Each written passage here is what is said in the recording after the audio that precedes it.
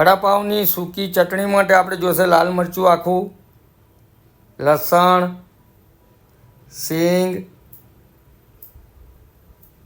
અને નારિયેળની છીણ. આપણે ચટણી પીસી નાખવાનું બધું. 2 કિલો બટાકા આપણે બાફી નાખવાના, 5 વિસલ. લીલી ચટણી બનાવશું આપણે હવે.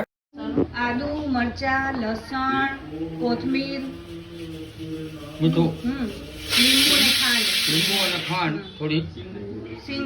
થોડીક સિંગ નાખવાની અને પીસી નાખવાનું. ખીરું બનાવી દીધું છે આપણે. ચણાનો લોટ, મીઠું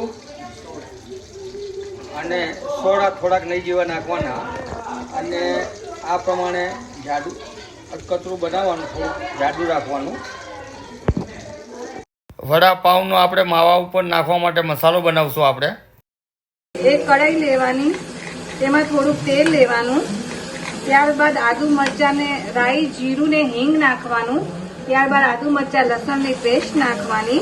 એ સતળાઈ જાય ને એટલે થોડી હળદર નાખવાની, દાણા જીરું થોડુંક નાખવાનું, હળદર નાખવાની,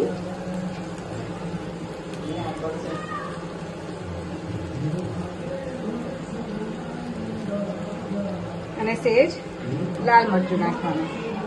બરાબર.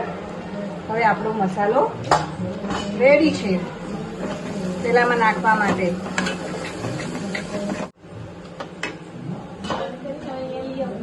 અંદર આપણે જે સાતળેલું વસ્તુ હતું એ નાખી દઈશું. હવે આપણે તેને મિક્સ કરી નાખશું અને થઈ ગયો આપણો બટાકા વડાનો માવો. ત્યારબાદ સ્વાદ મુજબ નમક નાખીશું. તેને મિક્સ કરી થોડી હળદર નાખવાની, મરચું. હવે તેને મિક્સ કરીને આપણે તૈયાર થઈ ગયો બટાકા વડાનો માવો. આ શું, આ માવો બની ગયા પછી આ ટાઈપના રેડી કરવાના આપણે.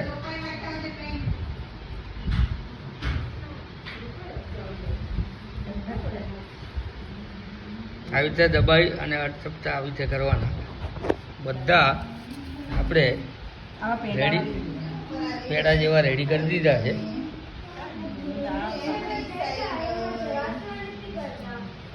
વડાપાઉં અસલ બોમ્બે વડાપાઉં જેવા વડાપાઉં થશે.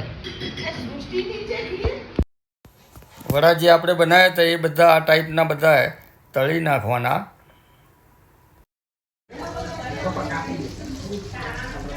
આ પ્રમાણે રેડી થઈ ગયા છે આપણા, એકદમ નરમ અને મસ્ત વડા રેડી થઈ ગયા છે.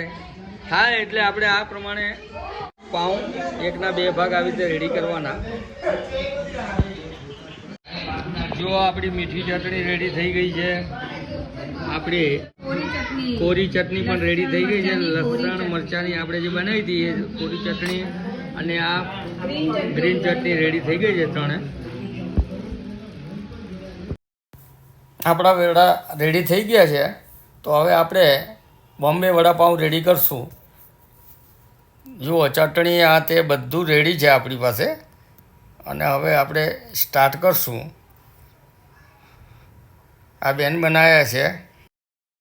ગ્રીન ચટણી લગાવવાની, પછી આ કોરો મસાલો નાખવાનો અને એના અંદર આ પાઉં રેડી થઈ ગયા છે. આ ટાઈપના આપણે રેડી કરવાના. રેડી થઈ ગઈ છે. આ તળ્યા વગરના છે, આ તળેલા છે પાઉં. અસલ બોમ્બે વડાપાઉંની રેસીપી આપણે રેડી થઈ ગઈ છે. લાઈક કરવાનું ભૂલતા નહીં મિત્રો. સબસ્ક્રાઈબ કરવાનું ભૂલતા નહીં હો મિત્રો. સારો લાગે તો મારા વિડીયો.